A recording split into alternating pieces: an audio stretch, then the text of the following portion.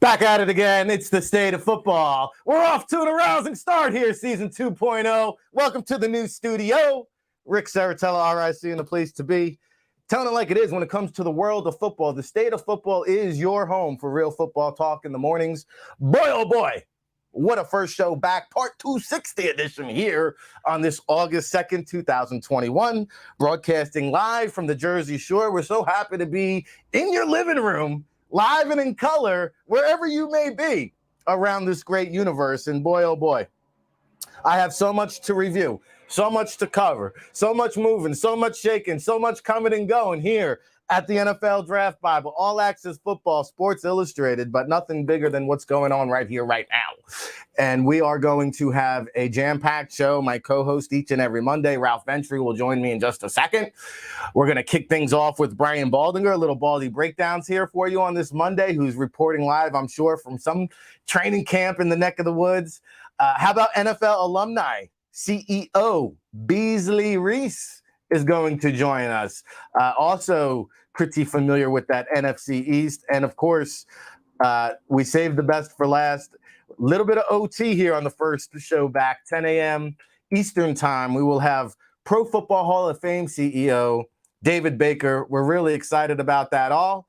And I'm ready to start stuff up. Now, I told you, I've been gone for a month. A lot of people reached out to me, said, hey, Rick, we missed you. We love you. Hope you enjoyed your time off. I can tell you, July was the busiest month of my professional career, hands down. And we'll get into some of the things that I've been working on, hopefully throughout the show. I don't know. It's a little jam-packed, but we're here all week. We got a star-studded lineup all week long here on the State of Football. And I got to give a shout-out to all of our co-host fill-ins throughout the month of July. I thought they all did a wonderful job in their each in a different way. And of course, Alec Polito, Lorenz Lineweber, and as well as Neil Stratton kicking it off the last week. In between, we had Big Law. We also had Mook Williams breaking it down. And so now here we are. Buckle up. It's a double chin strap affair. We're getting started with our training camp affair. So make sure you follow us on Sports Illustrated at si.com/NFL/draft. Shout out to all the chat room people. This show is for the people, no doubt about it. Our good friend Tommy Goodhines in the chat room, of course, Senior Vice President over there at the Hub Football Camp. I can't wait to dig into some of that. Mark Paust, who's a beast on the database over at the NFL Draft Bible, 15,000 prospects and counting. The Paust man is back. And yes, we need to grab a sip of that coffee. So while we do that, let's welcome in our co-host for today. There he is, NEC Ralph. And you know where Ralph is. You just check the license plate in the parking lot. NEC Ralph. He is the co-commissioner of the Northeast Conference. He joins us here each and every Monday on the State of Football. Good morning, Ralph. How are you, Commish? Great to be here, baby. Fired up, ready to go for a double chin strap affair. Second season of the State of Football. And I feel good because you guys, I got renewed. You know, you could have canceled me, could have sent me packing, but I guess the price was right. You know, negotiations were a little tense at one point, but hey, cooler heads prevailed. You know how Jersey negotiations go. Eventually, we make an offer you can't refuse. That's usually how it goes in New Jersey. So yeah. Glad to be back. And speaking of New Jersey, a great event that's held annually at the MetLife Stadium is the NEC Social Media Day event that airs tomorrow, August 3rd on ESPN3 at 11 a.m. We're going to get to that in just a second, Ralph. We're going to cover that plenty, and I'm happy to be a part of it. I think it's my 5th NEC Media Day that I'll be involved with. But before we get into that fun event tomorrow, little bit of big news here. We all know you carry your Bills Mafia card-holding fan membership, and I know you were out at the stadium this past season during the COVID pandemic season. Now, I've been trying to keep up with this news that came down the wire yesterday. The Pagulas there in Buffalo saying, hey, we need a new stadium to the tune of $1.5 billion. Oh, by the way, we expect you, the fans, to pay for all of it. And guess what? If not, We've got some other cities who could be interested, including Austin, Texas. And then I found out hours after that report comes out, the council members of Austin said, whoa, whoa, whoa. Hey, that's news to us. So what do you make of this situation, my friend? Yeah, I think it's a lot of, I don't know what we could call it. I guess just negotiations. Negotiations. Yes. And it's an interesting way to negotiate. May not be the healthiest way, but it certainly got them some headlines. And see, as a Bills fan, I grew up with this type of news and this type of fear, with the Bills being the second smallest market in the NFL next to Green Bay. Throughout the 90s, the lease with Erie County was set to expire in the late 90s, and there was a bunch of talk of the Bills are going to move, whether it be Toronto, right, whether it be here, whether it be there. And they came to a new agreement with Erie County. They made a bunch of renovations to the stadium. Go with the drone footage. And they signed a new 15-year lease, something like that.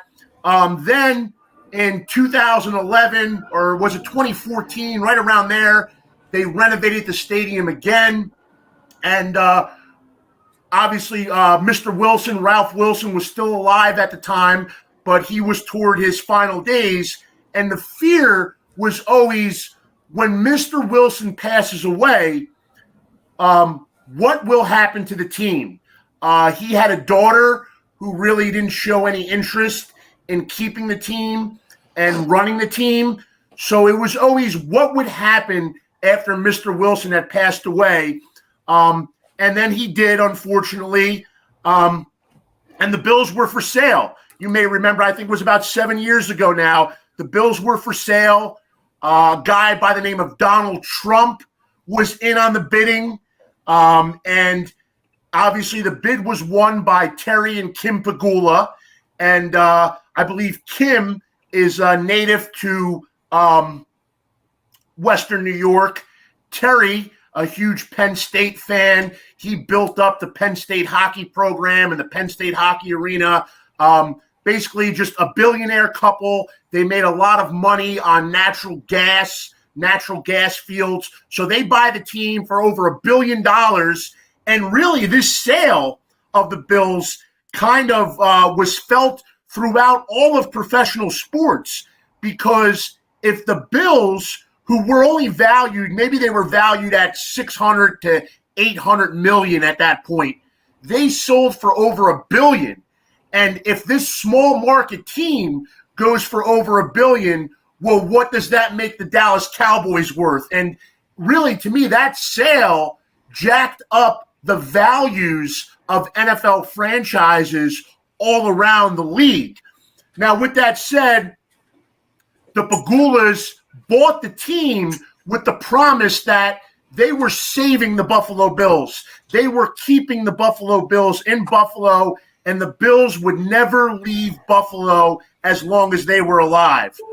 All right, so now a few years later, the Bills have an old stadium. It's over 40 years old.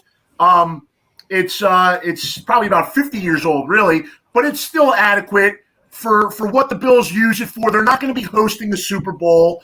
For what the Bills need it for, it's more than an adequate facility. The most recent renovations have stepped it up with the luxury seating, so on and so forth. But for some reason, the NFL and Roger Goodell have been insisting, or have been hinting, I should say, have been hinting over the past few years that Buffalo needs a new facility. They need to join the modern day NFL, one of these new palaces, or at least something to bring them into the year 2021. This new era, so to speak, this technological era, the era of really luxury suites and luxury seating. And really, this has been a push from the league in my estimation. And I think the Pegulas are getting pushed from the league. So now you have another issue. If the Pegulas are being pushed for a new stadium, now you have the issue, okay, the NFL's pushing us. what do we do? Of course, they're worth over $6 billion. They could build their own stadium, but I guess billionaires don't want to spend their own money. That's how they became billionaires. So, we'll ask for public funds. And Sure. The whole thing is just a mess right now, but I really think it's in its early stages. It's no need for a Buffalo Bills fan to panic. I think in the end, it all shakes out. Me personally, I'm against public money funding any kind of professional sports venues. But I know that's not the world we live in. I think it's unethical for ownership to hold something over the fan base's head, to kind of threaten the fan base and say, hey, we'll move it to somewhere else. That's not really, it's not very nice, but I think in the end, the Bills will stay in Buffalo. And really, I don't want to get distracted by that because this team has a chance to win the Super Bowl. And that's what I want to focus on. I want to enjoy that. Let me ask you about that because that's my next question, Ralph. That's a great lead-in to my next question is, we had all these aspirations, myself included, for the Buffalo Bills circling the wagons this season. Now you've got this stadium issue. This last week it was the Cole Beasley, Jerry Hughes Twitter feud going the public spat. And my understanding is that there was teams around the league using that as a tutorial and a teaching moment with their team to say, hey, don't be these guys. Keep it in-house. Yeah, I think it may have been a little much for the quote-unquote public spat between Jerry Hughes and Cole Beasley on Twitter. That probably should have stayed behind closed doors. But at the end of the day, if you follow this team closely, especially during the Sean McDermott era, you know that there really is a sense of camaraderie and a sense of family there. And I'm telling you, whether you like it or not, and whether you agree with him or not, there are other men on that team who agree with Cole Beasley. And even the men who disagree with Cole Beasley still love Cole Beasley, respect Cole Beasley, and respect his right to have that opinion. And if you saw the Bills return to camp, the social media team did a great job because they put up a video of everybody high-fiving Beasley and Beasley giving hugs to this guy. He hadn't seen this guy in a couple months. Here's another hug. Here's another hug. And it really, I think that there are some locker rooms that could have crumbled or there could have been some cracks in the foundation when something like that happens. But honestly, and maybe I'm drinking the Kool-Aid, honestly, I believe that the Bills are built a little different in this regard.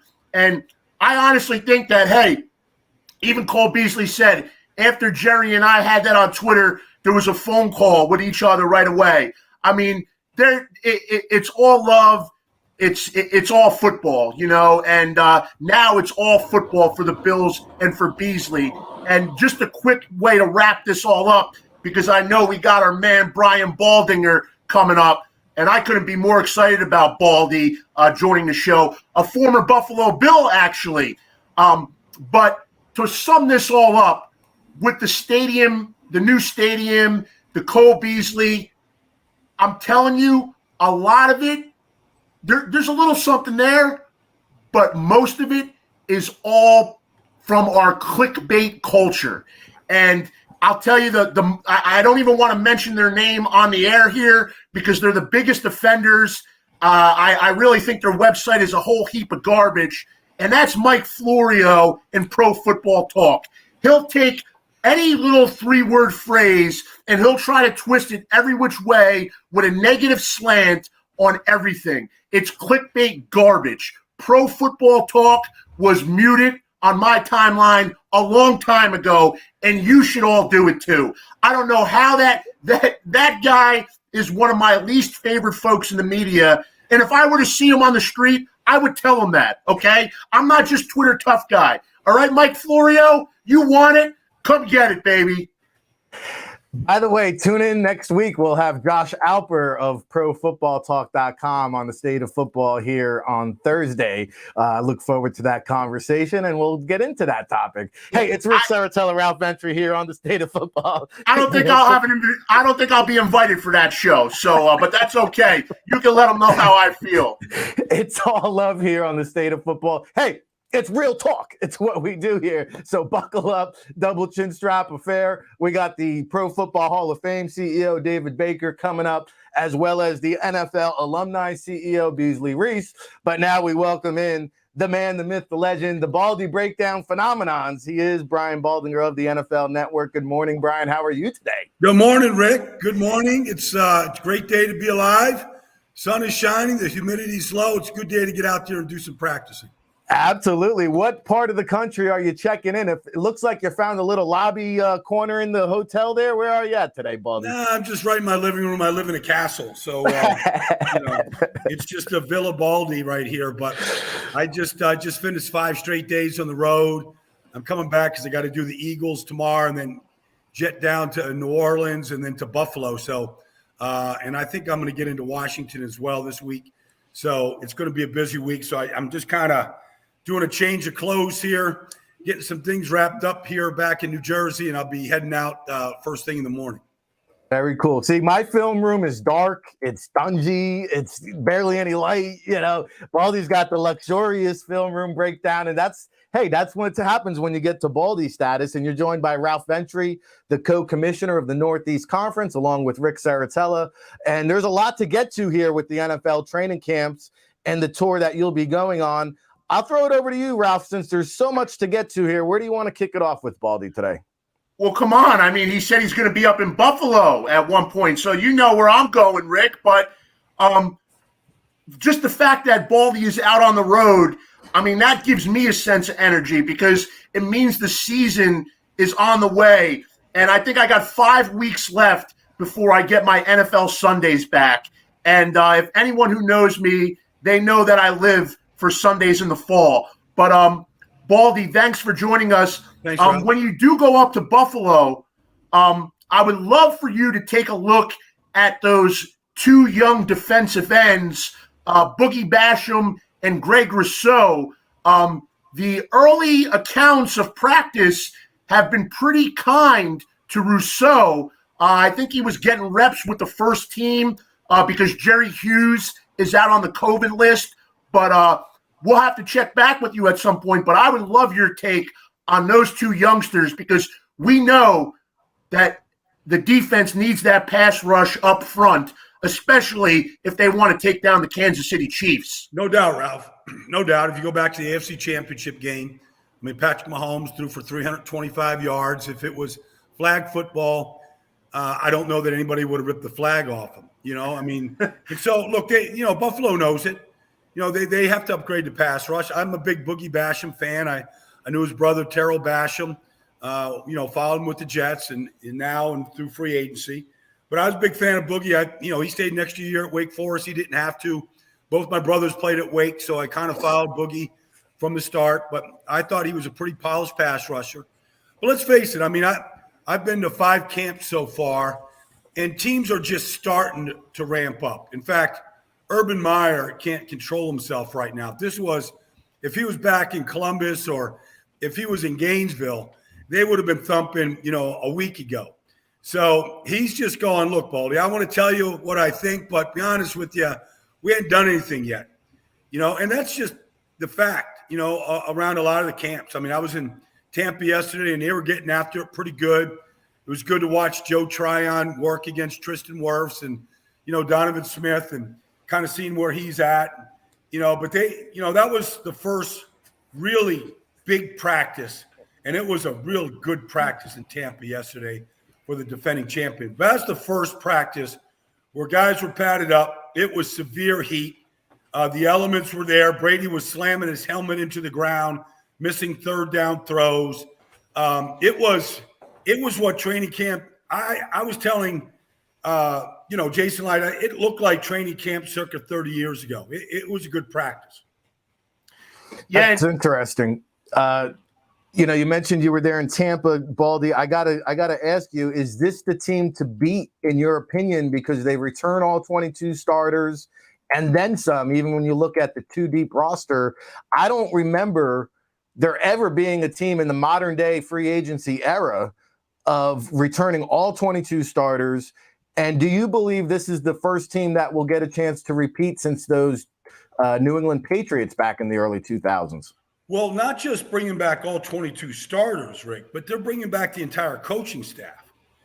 Normally you go out and win a Super Bowl the way the Bucs did. They're plucking, the coordinators, their quarterback coach. I mean, they got the whole staff. Todd Bowles, play callers, Clyde Christensen, the whole staff is still there. So I think they're the favorites. They have to be the favorites, and it doesn't really matter. I mean, Bruce Arians doesn't want to hear it. I mean, their biggest opponent right now is complacency. I didn't see any of it yesterday, but still, you're the champions. You've been on the top of the mountain. Everybody's been telling you how great they are. Since they signed all 22, Rick, that's all they've heard. Bringing everybody back. Boy, we never seen that before. I mean, you're going to be the first team since, New England to have a real chance for it. They've heard all of that, and they don't want to hear it. They really don't. So, well, I know Brady's not going to let them get complacent. I read some of the quotes yesterday, and he was already pissed off for the first full go practice. Brian Baldinger, NFL Network analyst, host of Baldy Breakdowns on CoachTube.com. We'll get into that along with Ralph Ventry, the co-commissioner of the Northeast Conference. Rick Saratella here on the State of Football Season 2.0, August 2nd, 2021. We're back in the saddle for part 260. Ralph, where do you want to go around the league with Baldy today? Well, no, I just want to get Baldy's take on something that he was alluding to, because he had mentioned that training camps were a lot different 30 years ago. And we all know that. Now there's a lot, the time is limited. The padded practices are fewer. And I would like to know, Baldy, just how important is it for a team like Tampa Bay, or say the Buffalo Bills, who have a lot of continuity? The starting quarterback returns, the offensive coordinator, the defensive coordinator, and the head coach. They're all coming back. How much more of an advantage does that give a team in this day and age in the NFL, where a rookie head coach, an Urban Meyer, really can't accomplish as much in the preseason as he would have years ago? He has fewer time and fewer opportunity, whereas a team like Tampa, they can just kind of hit the ground running. They don't have to feel each other out. Do they have any advantage because of that? Ralph, it's a good question. But, we were asked the same question last year. In a COVID, world and quarantine world, the new coaches, like, what a disadvantage. I mean, everybody was saying Doug Peterson has such an advantage in the NFC East with 3 new head coaches in the NFC East. And there's Ron Rivera going into Washington and taking the team from last to first. I was around Urban Meyer all day Saturday. They're going to turn things around. Now, they're not ready, Ralph. They're not ready to compete with Indianapolis just yet.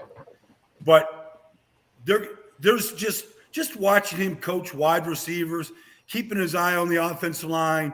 I mean, working with the special teams. There's not a part of a football team that Urban Meyer doesn't have his fingerprints on.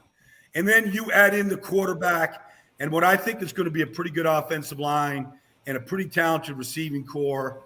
Watch for Laviska Shenault this year just explode. I don't think it's going to take long for Jacksonville, even with the restrictions you have, Ralph. I just don't think it's going to take long. Either you buy into what that guy is selling, or you'll just be gone. I mean, it doesn't matter where you came from, what round you were drafted. He's going to get his guys inside that building. He's got a vision, like he has back from Bowling Green all the way through. He's got a vision how to build a football team. If they were a stock, I'd be betting heavily on the Jacksonville Jags over the next couple of years. Yeah, I would say Urban Meyer and Trevor Lawrence is the greatest coaching quarterback tandem Jacksonville's ever had in the history of their organization. Now, they haven't played a game, but Whoa. What are you, Tom Coughlin and Mark Brunell? I mean, come on. Let them win a game first. You're crushing my guy, offensive coordinator Kevin Gilbride. That was some team in the 90s. Mm-hmm. All right, fair enough. You got that one. I'll give you the W there, Ralph. But I will AFC say Championship game in their second year, Ralph. AFC Championship game in 96. I mean, they put that together pretty fast. Yeah, and that was a hell of a Denver Broncos team they defeated there along the way. So, all right, Baldy, you mentioned the Indianapolis Colts. Carson Wentz, obviously the big news with the foot. This is now his, third major? We don't know if it's a major injury, but it could be. We really don't know yet. You mentioned Indianapolis as a contender, and I was ready to anoint them as one when they had Andrew Luck. Then Luck retired. Phillip Rivers retired. Now we're moving on to Carson Wentz, which I thought was somewhat of a downgrade, but I kind of understood the allure there with Frank Wright. Get it right, get it tight. Now we're down to Jacob Eason. What do you make of this Carson Wentz scenario? Well, when anybody tells me, Rick, that he could have minor foot surgery, I've never heard of such a thing. You know, to me, minor foot surgery would be like clipping a hangnail. That anything else. Look, let's face it. I mean, I've had the Jones fracture. I've fractured my fourth and fifth metatarsal. There's nothing minor. I don't know what the injury is. But, you think Liz Frank, you think Jones fracture, you think foot. I don't see anything minor, especially when a player has the injury history that Carson Wentz has. The Eagles went to 3 straight postseasons in a row, including the Super Bowl. Carson played a grand total of 9 snaps in 3 years and 6 postseason games. I mean, there's an injury history going back to North Dakota State. And each year that he's been injured, it's been a different injury. So it's just there. And, he can't do anything about it. But everybody is just going to keep adding to that list of the rib, of the knee, of the wrist, all the different things that he has suffered, the back, that has curtailed his career. And so can they win without Carson Wentz? I don't know. I really don't. I have said all week long inside training camp in the NFL that this is a playoff team. They can go as far as Carson Wentz can take it. Every other part of the team is well-built, experienced, it's well-constructed.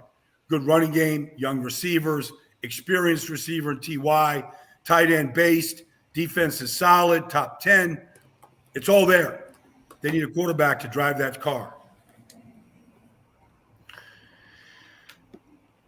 Now that we have Baldy here, he mentioned that he's heading down to hopefully Washington at one point, and I would love to get your take on the Washington football team. Me personally, I think they're the team to beat in that division. I know there's always a lot of hype around Dallas, and that offense on paper looks tremendous, but I'm going to go with Washington because I love that young defense.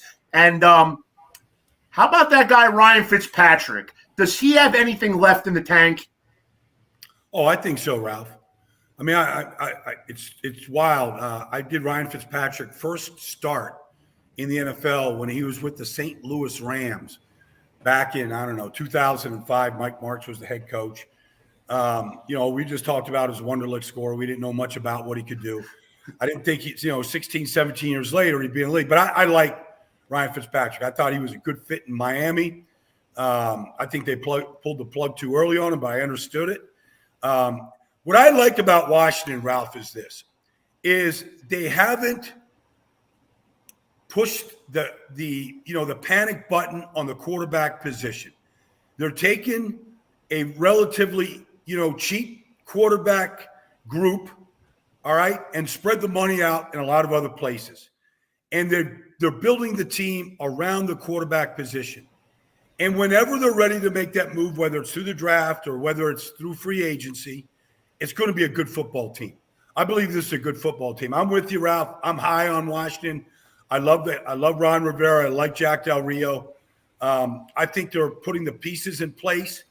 I think Ryan Fitzpatrick knows it. He knows that they've got probably a championship caliber defense on paper right now.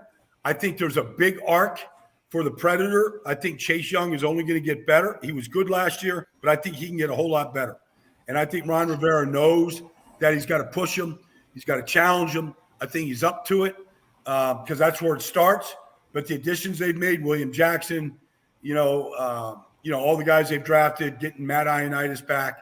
I'm a big fan of Washington, and they're my team to beat in the NFC East right now. Everybody talks about the Washington football team defense. I got news for you. They got some emerging young superstars on that offense. Terry McLaurin, I fell in love with at the Senior Bowl. I think this guy's a transcending superstar. Antonio Gibson is as good of a multifaceted dual threat run, pass, catch running back in the NFL. And then Curtis Samuel, you talk about an X factor. You saw what he did in a slash type of role in Carolina. Watch out for the Washington football team. Now, fortunately or unfortunately, that magic carpet ride is only going to take them as far as Fitzpatrick. But I got a question for you, Baldy, because sticking in the NFC Don't East sleep here, on Taylor Heineke. Don't sleep on Taylor Heineke. Old I Dominion. know, he's considered a backup. I've been around that kid from Old Dominion days. Like, that guy knows how to play the position. I'm not saying he can guide them into the playoffs, win playoff games. I don't know. But I think they've got a capable guy there behind Fitzpatrick that can win games. I agree with you. I think we saw great strides from Heineke, and he's come a long ways. And I would not be surprised at all if he comes in, steers the ship, and does very well. And we're talking to Brian Baldinger. We got Beasley Reese coming up in just a moment, followed by David Baker. So I want to squeeze in a couple NFC East questions for you because I'll be going to the Giants camp later this week, Baldy, and we're talking about rebuilding an offense. I mean, all they did was sign Kenny Golladay. They draft Kadarius Toney. Saquon Barkley's coming back. Oh, by the way, we'll sprinkle in Kyle Rudolph. Now, Shane Lemieux already on the injured list there. The Giants did not address the offensive line. There's a big bullseye on Daniel Jones' back as far as I'm concerned. Are you a Daniel Jones believer? Will he lead this team or guide this team into the playoffs, do you think? It's hard not to watch Daniel Jones and not to see a lot of things that you would like. But he's got to take care of the football. He's lost 17 fumbles, since he took over for Eli Manning. In that same time frame, Tom Brady, in a lot more games, has lost 2. The interceptions, 22 interceptions, and his 24 starts. You can live with that. You like to cut it down some. The fumbles you can't live with, and it's every kind of fumble. It's taking snaps from the center. It's getting the ball knocked out of his hands in the pocket. It's getting the ball stripped when he leaves the pocket. I mean, he's got to start taking care of the football. And that's where it starts for me. If he can do that, I know he knows how to see the field. He's Eli, 2.0 as far as, the mental part of the game. And I think leadership, I think all that stuff is there. He's got to take care of the football. And I believe that the offensive line is a huge question mark. And I can't believe that, after Kevin Zeitler left via free agency, that they didn't address it. I mean, you could say they brought in Fulton, at guard. I think they're thin. I think the left tackle is questionable. I think the right tackle is questionable. I don't like the way this team – you can add all those pieces that you mentioned. It's all true. I think they're doing it backwards.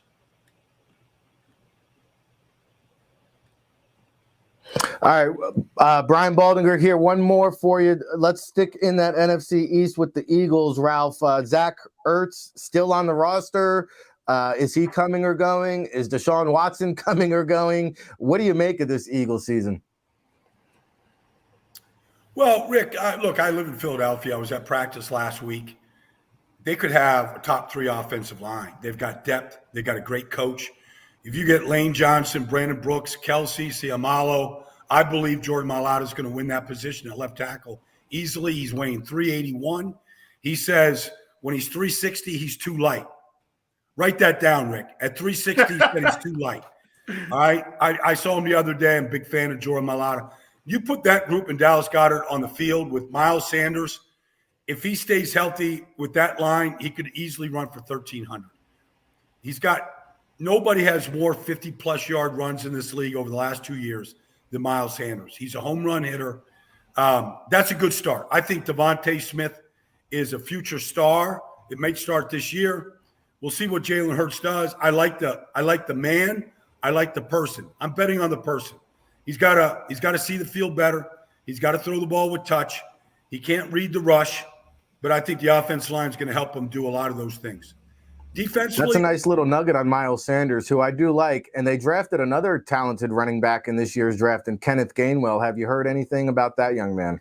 I saw his coach at the OL Masterminds in Dallas a couple weeks ago. You know, he had both Antonio Gibson and Gainwell there, you know, when they played Penn State in the Cotton Bowl 2 years ago. Gainwell's got no tread off the tires, played 1 year at Memphis. He could play in the slot. He could play at the backfield. He's an excellent receiver. I think they've got a real good player there. They got a lot of depth at the running back position. Kerryon Johnson's there, Jordan Howard. They got a lot of depth. Boston Scott. But this is Miles Sanders' team. This is his year, I believe, to break out. All right, there you have it. Nobody's got their finger on the pulse like Brian Baldinger. He'll be at the Eagles, Jets, Giants, Washington football team. He's on location across the nation, which is why if you like to learn football, if you want really just the guts and glory of it all, and we are the NFL Draft Bible, over on Coach's Tube, we have a great partner affiliation. Shout out to Coach Keith Grabowski, who's done a wonderful job of taking all of our Baldy Breakdown seminars and putting them up on the coachtube.com. You can find them now. There's a Baldy Breakdown channel page, and you could subscribe to the bundle. You can subscribe to each positional seminar series. And I'll have you explain to what the folks at home will find there with these Baldy Breakdown seminars, Brian. And I was really fascinated each and every week as we did these last year. Well, I thought we did a great job, Rick, of just taking advantage of, you know, the quarantine world. Everybody was in some level of Zoom hell, you know, over the course of it. This wasn't Zoom hell. This was like Zoom heaven, where I got a chance to really look at basically 10 position groups, from the quarterbacks to the safeties and everywhere in between. And we just took 3 players from each position group, and we really broke them down, you know, with NFL tape. You know, Charles Woodson was part of our cornerback, series. We had Michael Haynes join us live. We had, you know, Bob Wiley in the offensive line, you know, meeting room, you know, talking about offensive linemen. So we had some real qualified people talking about position groups that they played or coached along the way. We had some great questions that were asked, Rick, along the way. We really broke down the positions by fundamentals, techniques, things to look for, whether you're a fan, whether you're a scout, whether you're a coach. And I think there's something there for everybody. No doubt about it. It's a great learning experience. If you want to just learn more about the game, if you're into scouting, if you're into what the elite players look like, go to coachtube.com. You can search Baldy Breakdowns. You see Samantha's doing a great job popping it up. Take advantage of it. I mean, this is really top-notch stuff. We're happy to be working with the folks at coachtube.com. We'll pop on Coach Grabowski, I'm sure, at some point here. And, you know, you mentioned Charles Woodson, Baldy. One more here as we await Beasley Reese. And, of course, David Baker, the CEO of the NFL Hall of Fame. You yourself, of course, played over a decade in the NFL. So many great players who deserve the right to be enshrined into Canton. But every year, as you know, there's a voting process. I'm just curious to kind of pick your brain here. Is there somebody on your mind that you'd like to, I know Joe Klecko is a big one that everybody's pounding the table for these days. Is there a player out there who you feel is deserving of the Pro Football Hall of Fame, but has yet to be enshrined? I've got 2 that are always on the top of my head. Everson Walls, just look at the numbers. Numbers are important at the cornerback position. He led the league in interceptions 3 different times. Coming out of Grambling, he led it his first 2 years in this league. Won a Super Bowl with the Giants and Bill Parcells. I mean, you tell me what's missing from Everson Walls' resume. The best offensive lineman I played with was Ray Donaldson. Played 15 years in this league. Came out of Georgia the same year that Dwight Stevenson came out of Alabama. Played 15 years, won a Super Bowl with the Cowboys. Missed very few games. Was the best center I played with or I saw play the game. And It was a joy to play with Ray Donaldson. He gets no mention. I know he's a center, but centers they're people too. Those are two that I played with that I believe deserve real recognition. Those are two good ones. Hey, Baldy, we always appreciate the time. I feel like I could do a 24-hour marathon talking football with you. Let's do it, Rick. Sure. I'd love that. I mean, I got coffee in my cup, Ralph. Come on. I would do that, Rick. I would do that live anytime you want to do it. I'd love to hear what I sound like or what we sound like in the 22nd hour. But I'm ready to do it. As fresh as the first, baby. We don't let off the gas pedal. Hey, we can sleep when we're dead, like Bon Jovi said. Exactly. Hey. I just want to say one thing, Rick, if I could, because in this era of social media and the clickbait and the soap opera stories, I honestly really appreciate this from Baldy because he brings you the X's and O's. And I'm not here just to kiss his butt. Believe me, if I didn't like him, I would tell him. But you bring the X's and O's and really the essence of football. And it's not about the drama. It's not about the vaccine or this or that. It's just about football. And that's really why I appreciate you. And everybody needs to follow Baldy NFL on Twitter. And the Buffalo Bills fan in me, it's pretty cool that you played for the Bills, but you were talking about centers. What about the late Kent Hull? To me, he's someone who doesn't get any kind of consideration, and his longevity. We talk a lot about Jeff Saturday and Peyton Manning. Well, what about Kent Hull and Jim Kelly? I grew up watching those guys, so I have a bias. Everybody says Steve Tasker should be in the Hall of Fame, and maybe so. But I think Kent Hull is criminally overlooked. It's kind of hard, Ralph, to think that you could have Thurman Thomas, you could have James Lofton, you could have Jim Kelly. You go on and on from that Buffalo era that Marv Levy put together, and not have an offensive lineman in that group. And the guy that just screams is Kent Hull. And when I went to Buffalo, my brother was already there. He was a backup nose tackle.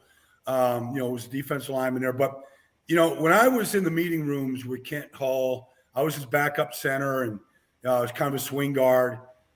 I mean, Jim Kelly wouldn't be in the Hall of Fame without Kent Hull. He did all the protections. He helped Jim out a bunch.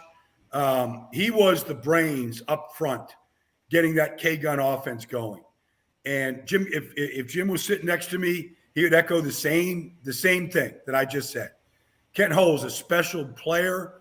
He was a special guy. He loved the game. That was a special team. I hope we're getting close to that era right now, Ralph, because when the Bills are rolling, the NFL is at its best. You put the Bills in Cleveland, like on top of the division or challenging for divisions and going deep in playoffs, this is a better football league. But Kent Hull, no question about it, deserves recognition. Another good one. Nobody circles the wagons like the Buffalo Bills. Nobody breaks it down better than Brian Baldinger. We'll catch you soon, Baldy. Appreciate it. Yep, my pleasure, guys. Thank you so much, Baldy. Thank you. Give my best to David Baker coming up next, all right? Absolutely, we'll do that. We have David Baker, the Pro Football Hall of Fame CEO, coming up. Samantha, do we have Beasley Reese? Let's pop him on. I didn't know if he was on or not, so he's been waiting patiently, and we'll transition right into Beasley Reese, the NFL alumni CEO, joins us here on the State of Football with Rick Saratella, along with Ralph Ventry, the co-commissioner of the Northeast Conference. And Beasley, we welcome you into the show. I appreciate you taking the time here to join us today. How are you? Man, I could not be better. We are busy. We are doing great things. We have 42 chapters now around the country in the National Football League Alumni Association. And I could not be more proud of the staff and the direction that we're going right now. Yeah, NFLalumni.org if you want to learn more or get involved. You guys are up to 42 chapters now, so you guys continue to increase your presence around the league. And of course, I love talking football with football lifers. You've been around this game of organized football for at least 50 plus years, Beasley, and what you've done post-playing career, right? I saw a quote floating around social media that said, mediocre people don't like hard workers don't like mediocre people, something to that effect. And I say that because we're working so hard here at the NFL Draft Bible and Sports Illustrated trying to do great things. And we're trying to do great things like the NFL alumni, like Beasley Reese, a multiple Emmy Award winner who's raising over $100 million annually to donate to children's foundations through the NFL alumni, and of course, a member of the Broadcast Pioneers Hall of Fame. Talk a little bit quickly, if you can, here just about your transition from the post-playing career. Some guys we don't ever hear from. They hang up the cleats, and we don't hear from them ever again. Others, are involved with this great game of football until the day they die. You seem to be trending in that direction. What kind of transition is it once you hang up those cleats and then try to find yourself after your playing career? Well, I think the most important thing is to develop a plan before your career is over, while you are a star, while you have a platform, while people are interested in talking to you and listening to you. You need to have a plan. So I told everybody that interviewed me that I majored in journalism at North Texas State University, that I worked at KWTX radio and TV when I was in high school, starting my junior year, that I always had a love for this business. And so when I was finally assassinated by the Tampa Bay Buccaneers, my third team, by the time I got home, I had television offers from 3 TV stations in Tampa, and I chose the best one. But because I had a plan and I announced that plan, I made it public what I wanted to do while I was a player, and people listened. So that's number one, is to have a plan. And then after that, you have to do the same thing that you did to become successful as a professional athlete. All these athletes we're watching on the Olympics and everywhere else, they spent hours, they sweat, they tried, they learned, they studied, they developed their body, they pushed themselves. You've got to do the same thing when you move into a new career or through college for the non-athletes, and through your first few jobs. You've got to just pound it and attack and go get it. And that is the secret. The secret is that there is no secret. You have to outwork, just like you had to outrun, outblock, outplay the people that you were working against in sports. You have to outwork them out in the workforce. And here's what I learned, and I hope not to be disrespectful to anyone. When I got out of pro sports and went into the general population to work, I could not believe how easy it was to defeat them. A lot of people don't want to work. A lot of people don't want to get up early.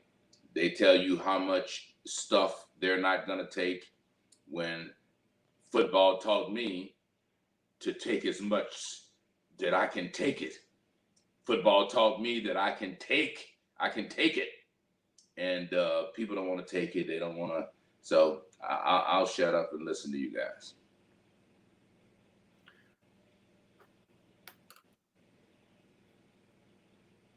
I think we got some microphone problems with Rick there. Oh, go ahead. Okay, yeah, no, too often I find people just waiting for opportunity, and you've got to go out and create the opportunity. I love the quote that you said, people are attracted to those who have a game plan and goal, and stop sitting back thinking people are going to come seek you out.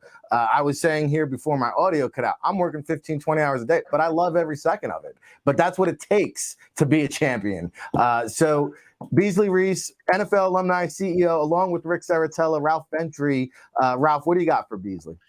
Well, Mr. Reese certainly got me fired up there. here on a Monday morning to really attack the work week. So I appreciate that. A two-part question, I don't know, just for the benefit of our audience, when was the NFL Alumni Association established? And also, when the players hang up the cleats, I assume you have some sort of program that helps them move forward in life. I know a lot of former players who I grew up watching have, become great entrepreneurs in their post-playing career. So I assume the NFL Alumni Association offers some assistance with that. Yeah, Ralph, we were established in 1967. It was just a small group of successful former football players that missed the camaraderie and the fraternity that we all love and enjoy in a team setting. So they started a group called the NFL Alumni Association. It was at first, and I remember it was 1967, so don't get mad at me. At first, the idea was golf for the guys. So we had golf tournaments all over and galas for the gals. That was kind of the original motto. And once again, remember, we're talking about 1967. If women don't like to be portrayed as, the dinner party side of things, but that's the way we got started. And now we have female members. We have the cheerleaders. The former cheerleaders are members of our organizations. The mothers are members of NFL players. Join our organization and help us. And it keeps us together. I mean, if you played sports, people ask you if you miss playing high school football or high school basketball, and most people tell them that they miss the guys, the team, the jokes, the jabs, the fun that you have at practice and after a game and during a game. So our NFL alumni are those people. When it comes to programs, Ralph, we have dozens of programs. So if a guy wants to finish his bachelor or master's, or I've had 2 guys in the last 6 months contact us about help to finish their doctorate degrees. So we develop funds to support our players to pay for those advancements in their career. During COVID, I put out about a 35, 40-second call to action to the fellows and to help the alumni that are struggling with COVID and might need an emergency check here or there. And we got thousands of dollars. The guys came through with checks to the alumni. We developed a fund, and every player, I'm so proud of this, Ralph. Every player that asked for help got a $300 check immediately from the NFL alumni. And then when the request for help died down and we had, $10,000 or $15,000 left in that fund, we just divided it by the number of guys that asked for help in the beginning and sent them the rest of it. I forget what it was, but it was another $100 or so per guy that we were able to send them. So players helping players really excites me. And we have a lot of corporate partners that help our guys. Let me give you one example. One of our partners is Supreme Courts. So because it's the NFL alumni, and if you negotiate the right way with that big shield on your shoulder, these Supreme Courts is a company that develops tennis courts, basketball courts, putting greens in your backyard. And it's like a $75,000 franchise fee. After 5 years of following the playbook, if an NFL alumni member is struggling to have success in that franchise, they're so confident that they offer a money-back guarantee. So my point is, if you negotiate it the right way, and these companies know that competitive people, I tell you what a lot of companies tell us. They tell us that their best salespeople are former athletes because they compete. They wake up every day trying to win. And you put a prize out in front of an athlete, and boy, you got a heck of an employee. So just a note out to all the business owners listening to me right now. You grab an alumni of your local high school, that guy, volleyball team, that girl, they are going to go after it. NFL Alumni is really a great organization. NFLalumni.org. We're talking to the CEO of the NFL Alumni in Beasley Reese. And shout out to all our chat room people. I see Hub Football Senior Vice President Tom Goodhine supports the NFL Alumni. Absolutely. We use all NFL alumni during the Hub Football camps out in San Diego. There's another one coming up in San Diego, a place that you're very familiar with, I'm sure, Beasley. But we do have David Baker coming up at the top of the hour, and you're another guy that I could just sit here and talk football with all day long, and you're doing such great things with the NFL alumni, developing people post-playing career. And you mentioned the business of football, and I've learned so many valuable lessons from the great game of football that have translated into my business career. And I think a lot of it comes from leadership, great coaches. And for our younger listening audience at home, I'll take them back down memory lane a little bit here, but you've learned from some of the most magnificent coaches in the history of the sport. And I'll just throw out, talking about Hall of Fame, you've played or worked with Tom Landry, of course, with the Cowboys, Bill Parcells and Bill Belichick there with the Giants, even a guy like John McKay with the Tampa Bay Bucks. Just compare and contrast those guys, because you got Landry, the disciplinarian, McKay, the players coach, Bill Parcells, the motivator, and Bill Belichick, who you called the greatest preparer of any football coach you've ever played for. Yeah, I was blessed to be under the tutelage of some folks. And, a few you left out. Mike Ditka was my special teams coach with the Cowboys. Dan Reeves was my position coach with the Cowboys. Marty Schottenheimer was my defensive coordinator with the Giants. Romeo Crennel was one of our defensive coaches. I mean, listen. It goes on and on. The Hall of Famers, the former head coaches, the guys that went on to do great things. Parcells is not the guy that everybody thinks he is. This guy is a stand-up comedian like nothing I've ever seen in my life. He would pick a guy every day at practice. That's the guy that I'm going to ride all day long. You prayed that it wasn't you. But you laughed your tail off at the jokes and the jabs and the attacks that Parcells would throw at the guy that he had chosen for that day. Tom Landry was a very religious man, and literally, I think I made the team playing the piano, playing gospel music, and singing every morning when they tell the rookies to stand on a chair and sing. Tom Landry would just... He'd whisper over somebody, tell Beasley to sing Amazing Grace. And then so the guy would, the coach or one of the players would stand up, Beasley, get up, rookie, sing Amazing Grace. I mean, people think I made the team because of my gospel abilities. But he was just an amazing leader. Tom Landry and Roger Staubach are the greatest influences on my life beyond my father. They were just incredible men. Roger Staubach was an example to watch as a teammate and a man and a father and a husband. I mean, this guy is Captain America was his nickname back then, and that's exactly who he is continuing today. And I think the final guy you talked about was John McKay, and anybody that was around during those years, this guy was a stand-up comedian. I think the best coaches can make you laugh, they can make you cry, they can get you mad, they can get you sad.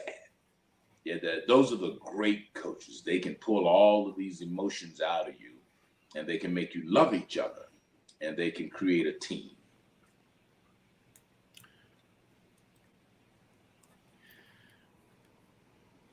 I think that the game of football, and especially the National Football League, has such a great history.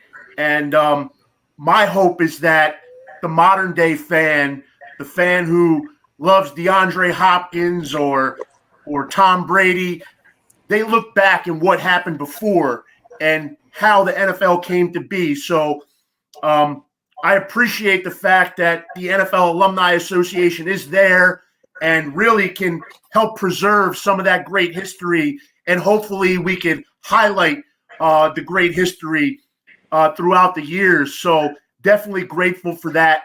And I guess we'll just leave you with one final question. On all of the historical figures that have been a part of the game, or maybe that you have come in contact with, is there any one person that belongs in Canton, Ohio, that maybe hasn't gotten the call yet? Is there one person that you say, I just don't understand why he or she is not in the Hall of Fame? Well, I everybody that I think should be in the Hall of Fame that I played with is in the Hall of Fame. From Roger Staubach on across to Lawrence Taylor with the Giants. They're all in the Hall. Harry Carson, I played with a bunch of them, and they are where they should be. Drew Pearson just got in. Drew Pearson. I'm sorry? Drew Pearson just got in last year. And Drew Pearson I played with the Cowboys, good friend of mine. And so they're all in. Everybody that I think should be in is in. Now, there's a close one that I will mention since you asked me the question. Brian Kelly wore number 55 with the New York Giants, and he was a part of the linebacking core that I think is the greatest in NFL history as a four-man, running a 3-4 with four linebackers. So we had Lawrence Taylor on the right. We had Harry Carson inside, Brian Kelly inside, and Brad Van Pelt on the outside. And Brad Van Pelt and Brian Kelly were Hall of Fame level performers. And they were overshadowed by LT and Harry Carson. So if I wanted to put a guy in the Hall of Fame, I'd have to put two, and that would be posthumously Brad Van Pelt and alive and kicking and having fun right now, my teammate Brian Kelly. Those two guys should have Hall of Fame consideration. Brian is a college, a national college Hall of Famer. He was just inducted a few years back. So this guy's talents, and he led our team in tackles every year. Not LT, not Harry Carson. It was Brian Kelly. He called the plays. He was the one that put us all in the right position. So Brian Kelly really deserves some consideration. But other than that, the obvious, unquestioned Hall of Famers that I played with, they're in the Hall of Fame. Great stuff out of Beasley Reese here on the State of Football with Rick Saratella, Ralph Ventry, again, doing great things with the NFL alumni. Make sure you check out the NFLalumni.org. Now up to 42 chapters around the country, donating $100 million annually to children's foundations. Do you have any other events coming up here, Beasley, that you want to plug before we wrap things up? We do. You give us a little too much credit. Hopefully we hope to get to $100 million one year. Historically, our chapters all pick a local children's charity that we do benefits for. And historically, we average about $1.5 million to children's charities annually as a donation. I wish we could get to $100 million, but we aren't there yet. Our big events coming up, we've got the Super Bowl of golf in Orlando at Mission Inn. And how that happens is our 42 chapters have an event, most of them a golf event. The champions of that event meet at an exotic location and compete for Super Bowl of golf rings. If I'd known you were going to ask that question, I would have worn mine to proudly display on the camera because I am the reigning champion after 25 or 30 years of trying. My team finally won it last year when we were at Pinehurst. This year, once again, we're at Mission Inn in Orlando. We bought out the entire resort. We have national events like the NFL draft. Wherever the draft is, the NFL alumni has the official golf tournament. So go to NFLalumni.org and sign up for that if it comes anywhere near your town. We have just been granted permission by the NFL to have the NFL Super Bowl golf tournament.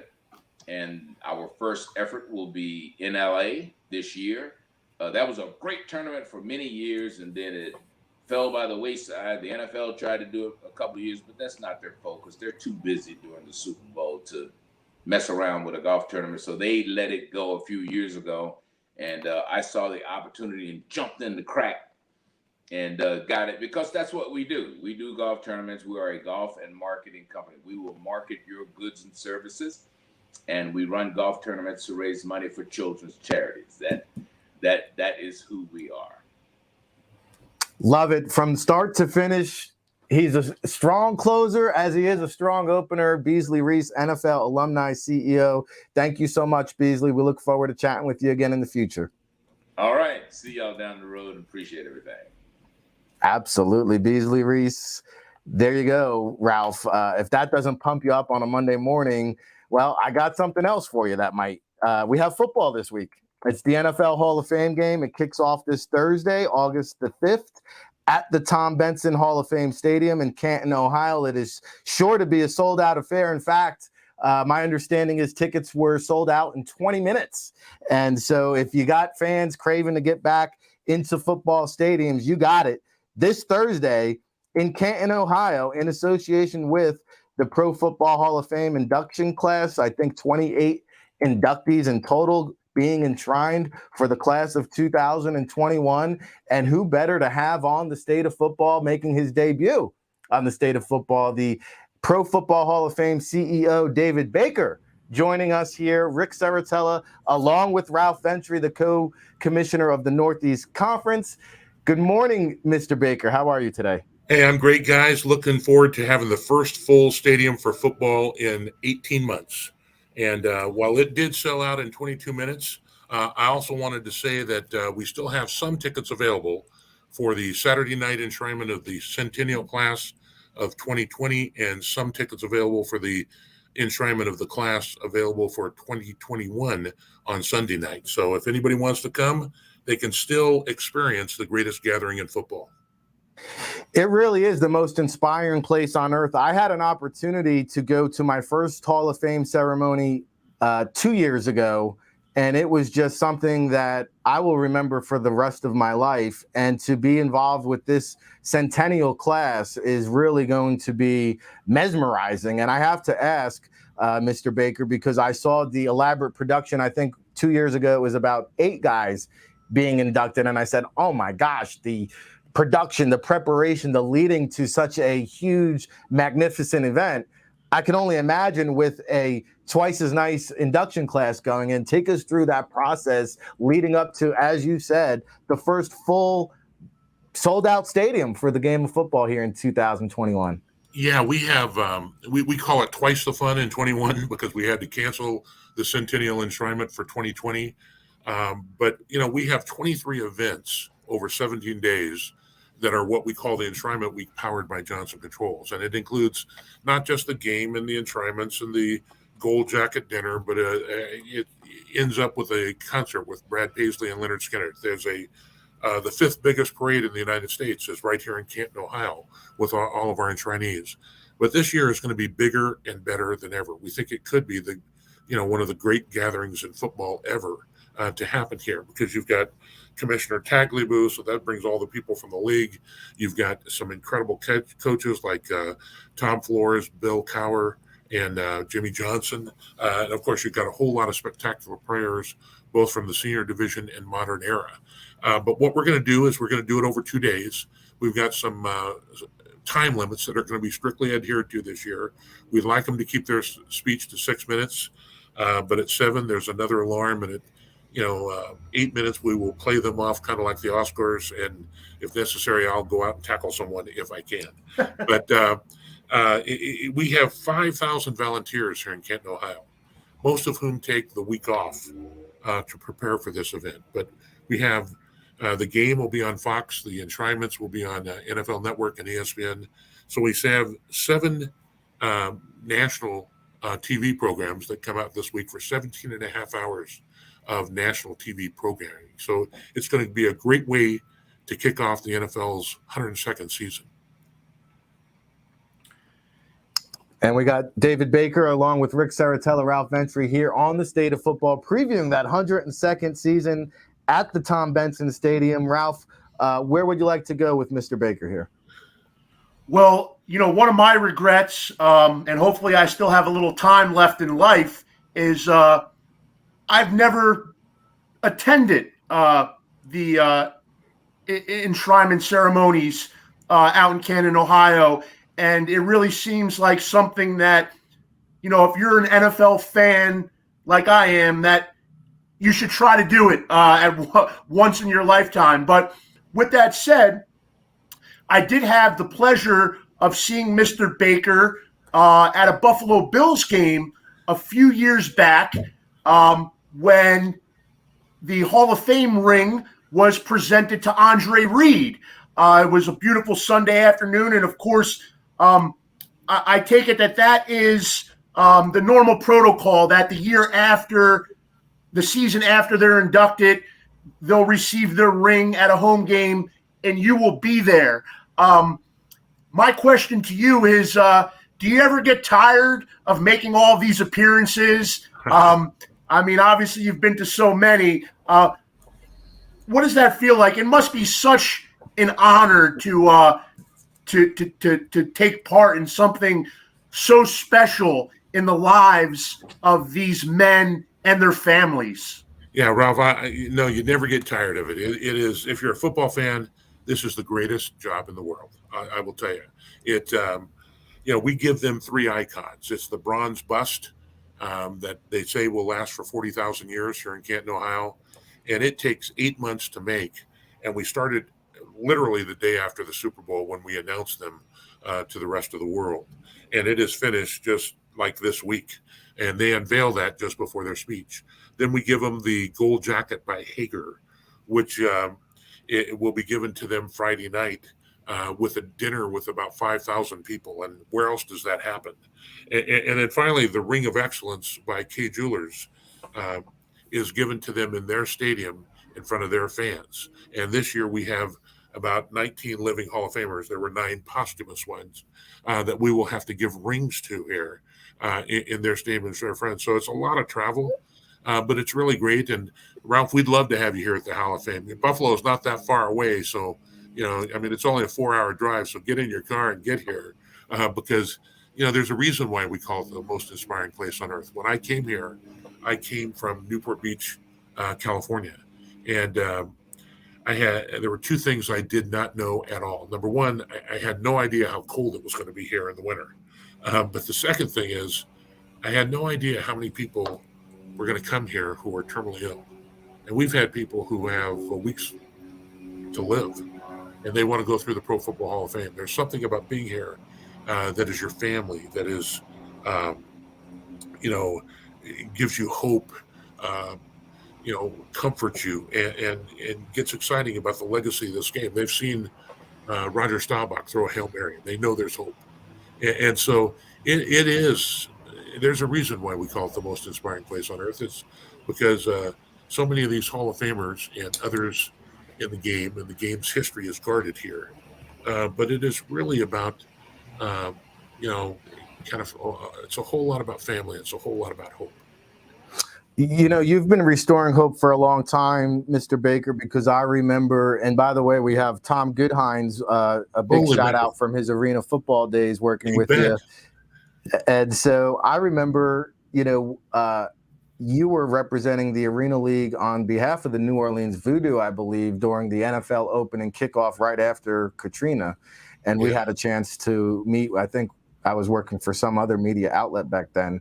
But you've been restoring hope. You've come from a great football foundation of tradition and history. And you mentioned you've got the greatest job in the world as far as I'm concerned. I'm a little bit jealous, I can't lie, but it's one thing for people to see like, hey, yeah, what a cushion job. This guy is going around knocking on doors. They see all the glitz and the glamour. They don't see all the work that happens behind the scenes. And your first 3 years as the CEO of the Pro Football Hall of Fame, you grew at 161%. You also have the Hall of Fame Village powered by Johnson Controls, which people are calling the Disney of football. And we'll get into that in just a second. But I have to ask you, the part of the job that I am most jealous about is you get to break the news to all these legends, and I call it knocking on Canton's door. But what is it like? I mean, we see the emotional reaction from the players. What's it like for Mr. Baker when he has to deliver this, really the most exciting news of somebody's professional career? Well, listen, it's really not hard. It's a carrier pigeon could do my job. I really tell them 3 things. Number one, I welcome them to Canton because every football player wants to end their career here in Canton. The second one is I thank them for all they've done and for all they're going to do for the game. And the third thing I do is I promise them that here at the Pro Football Hall of Fame, we will keep their legacy to the game forever. The guy who's got my job 100 Dave Bakers from now will still be talking about their legacy. And it's really not about the worship of football players or the love of the game of football, which we love, but it's really about the values, the commitment, the courage, the perseverance, the love, even the excellence that these guys have manifested over a long period of time to drag a whole lot of other people to greatness. So when I knock on their door, respectfully, they're not thinking about how much money they made. They're not thinking about, how many Super Bowl rings they have or Lombardi trophies. They're thinking about their mom who drove them to practice when they were 8 or 10 years old. They're thinking about their dad that wouldn't let them quit, or a coach that inspired them, or teammates that helped get them here, or fans that cheered for them.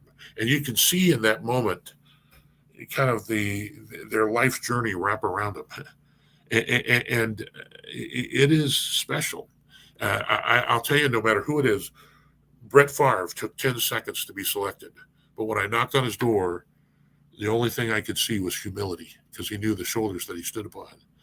When we figuratively knocked on the door of Peyton Manning at Mile High Stadium, and because of his wife, Ashley, had all of his coaches there that had coached him his entire life. The humility was amazing. And the guy who I'm talking to at that moment isn't this incredibly polished marketing veteran that Peyton Manning has become. It is that 8 or 10-year-old kid that started that journey. So, I've knocked on the door of Jerry Kramer, who waited 45 years. I think Randy Moss is a guy who impacted me greatly because he had that brilliant smile, but he came to the door as a star. And by the time we were through talking, he was crying, and he was an incredible ambassador for the game. And I think there's a certain transformation that takes place with every guy.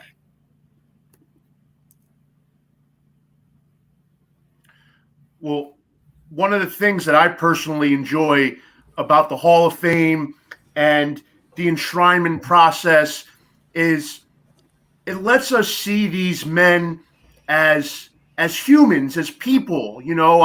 Growing up, you see them as these superstars, these gladiators, these performers. But to me, at the end of the day, we're all humans. We're all people. We all have emotions. And to me, that's one of the most special things to watch during enshrinement week. And, I look at the speeches, and the two that really stick out to me, one was Jim Kelly, who was addressing the crowd with his terminally ill son, Hunter, was there.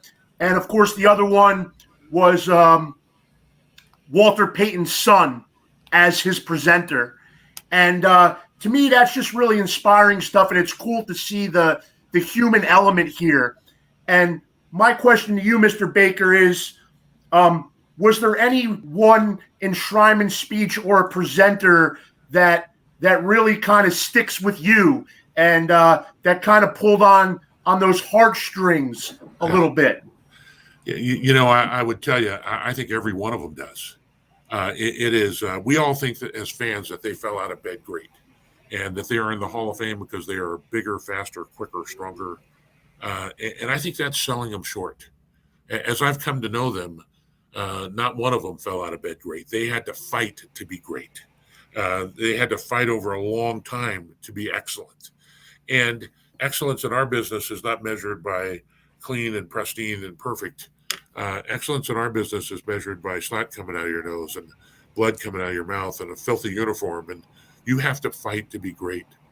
And each one of these guys are media trained because they've talked to people like yourself on many occasions, but they've never really talked about their life.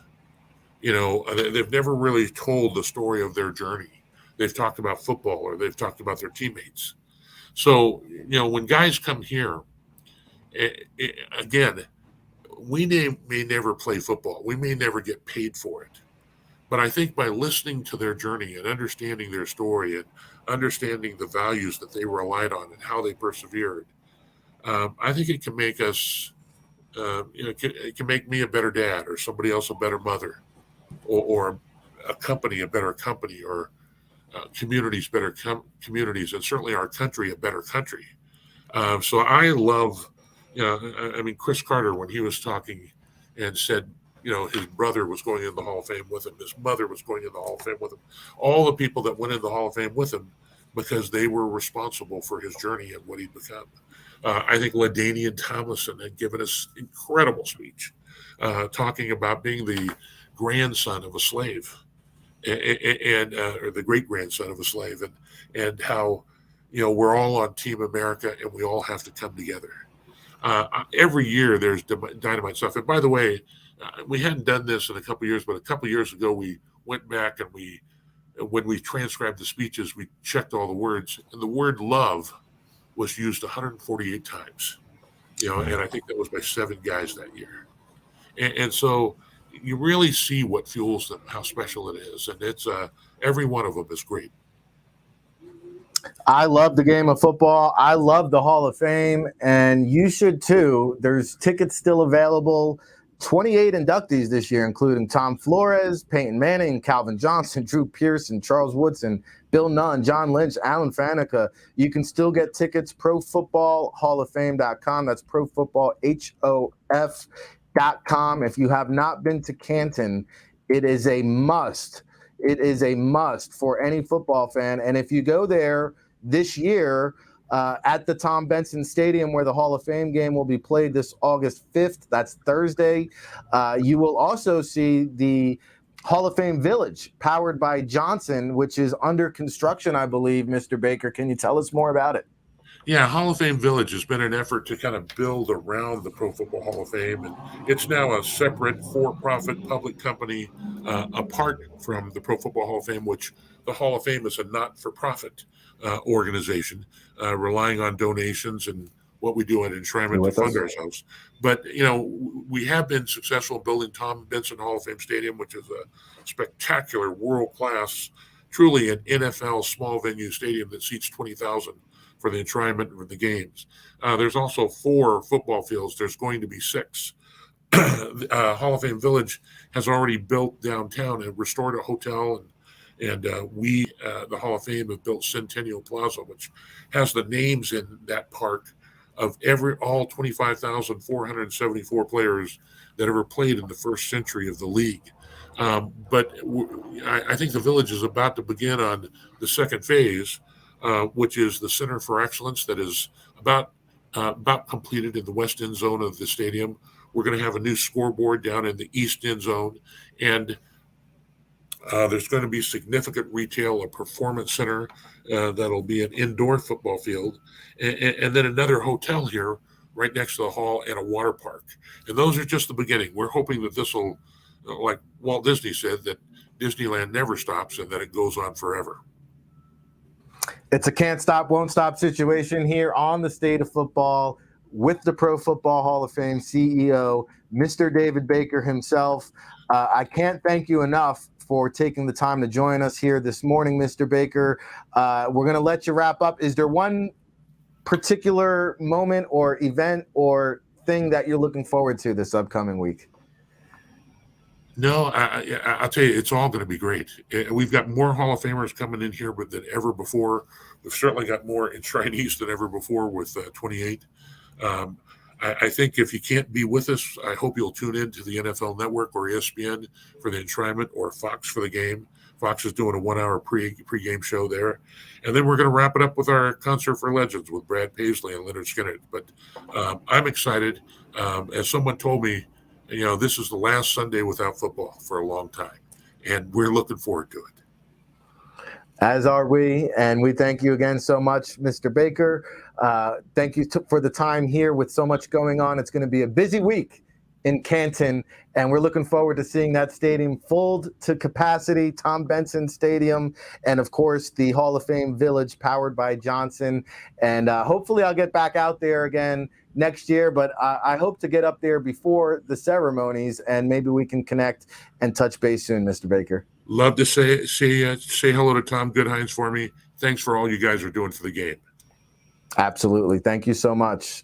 And that is David Baker. I know he has to go, Ralph. One thing I did catch with him on a recent podcast with another former arena guy, Peter Schwartz, he had mentioned that there is a movie coming out with Kurt Warner and Orlando Brown called The Story of American Underdog. And that is some must-see TV as well. I'm looking forward to that, but really looking forward to the Hall of Fame festivities. To your earlier point, Ralph, some of these speeches, man, they just move you, they motivate you. And just like here on the State of Football, it goes through all the emotions, right, during some of these speeches. And I'll tell you what, man, if you don't cry during some of these things, you're just not human. No, I hear you, but I'm sure Mike Florio will have something, negative to tweet about it at some point, But no, I mean, really, it's a positive week. It's just a week full of positivity and celebration and inspiration, and I get that just from watching on TV. I can imagine what it's like being there in person. And I hope that one summer I am able to make it up there. Maybe if they finally put Steve Tasker in the Hall of Fame, or a Kent Hall in the Hall of Fame, or maybe, God willing, if it happens and I'm still alive, maybe Josh Allen in the Hall of Fame one day. But I do need to get up there in Canton, Ohio.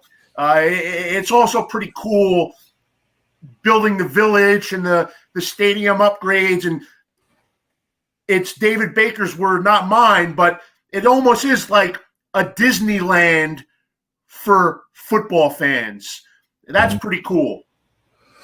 Yeah, and what's pretty cool, too, is the Northeast Conference Social Media Day airing tomorrow on ESPN3. That is August 3rd at 11 a.m. Eastern Time. Yours truly will be making a cameo appearance, but let's be honest, Ralph, you deserve all the week for all the credit for all the work you do behind the scenes. I know it's an event that you prepare for quite a few weeks, if not months, leading up to the event. And that is going to air tomorrow, again, on ESPN3, 11 a.m. Eastern. Give us a little sneak peek preview here. Well, we usually do it in person at MetLife Stadium, and it's a live program. Unfortunately, still the tail end of the pandemic forced us to film the show virtually this year, and it is a little bit of a bummer because, like I said, when we go to MetLife Stadium in the Coaches Club, we have a true celebration of NEC football, people there in the flesh, telling stories, sharing memories, talking about the return of NEC football for the coming months. But we'll do all that, but we'll pack it into a 90-minute show, and it will air tomorrow. You can also catch it on necfrontrow.com. So if you don't have login credentials for ESPN3, you go to necfrontrow.com, and that's one-click access. So that's another way you can follow along. But basically, we'll have all 8 head coaches, all 8 teams will be represented by 2 players. Paul Dottino, New York Giants Radio, he's our host. And as you mentioned, we have a couple spots with Rick Saratella and other dignitaries. So be sure to tune in. It's a great way to get fired up for football. NEC football, we're kicking off in less than 5 weeks. The preseason show tomorrow, 11 a.m., ESPN3. Hear from all the coaches, hear from the players, hear from Rick Saratella.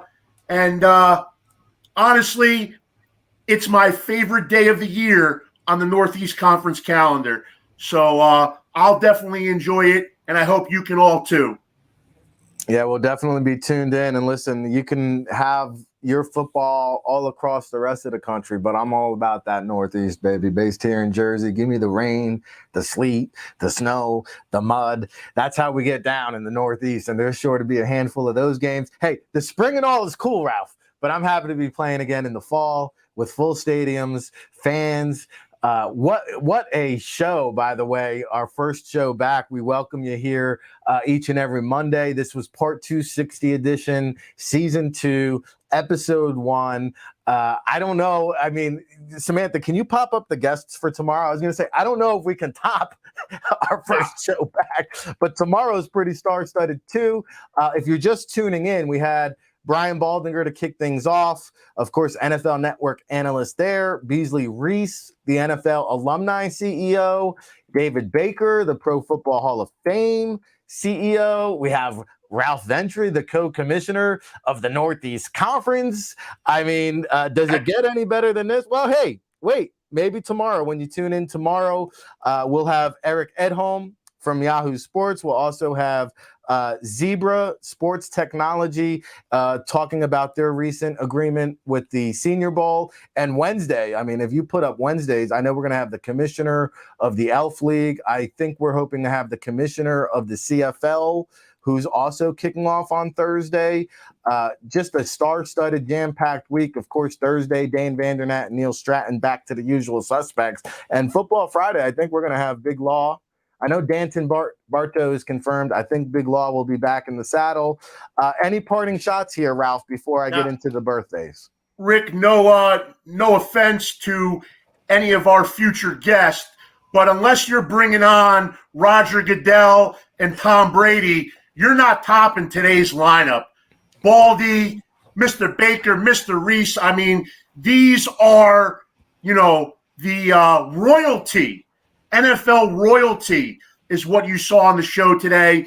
And just to mention, I am so happy to have the opportunity this season to get back in a groove with my NEC football on Saturdays, being an NFL fanatic on Sundays, and then on Monday morning getting to come back and talk with you about it all on the state of football. So, I mean, I live for fall football, and all indications point to the fact that we're going to return to some normalcy, a little bit of a normal schedule this fall. So let's keep that hope, and let's go. Let's do it, baby. Let's do it.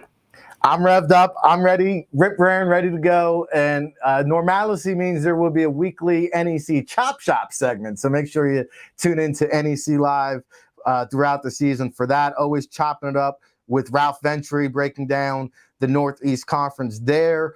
Again, this was part 260, season 2, episode 1. I hope you liked it. Let us know what you want to see, who you want to see. Shout out to all the chat room people. You guys were a little bit quiet today, but Tom Goodhines, always back at it again. Mark Paust, Dan Cassidy, Brian Beasley. Great to see you all here. Join us. The Prez, Zach Petra, is in the chat room, and I do want to share my condolences to the Prez, Zach Petra, Hearts go out to NFL Draft Bible Familia. He lost his grandmother over the weekend, and so our heart goes out to the Patros and the families, and hopefully, he can get through the week there. And so it always crushes me.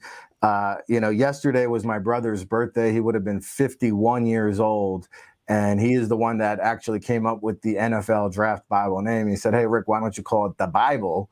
And so we had a little bit of tweakage there. We came up with the NFL Draft Bible. And so happy birthday, brother. 51. Wow.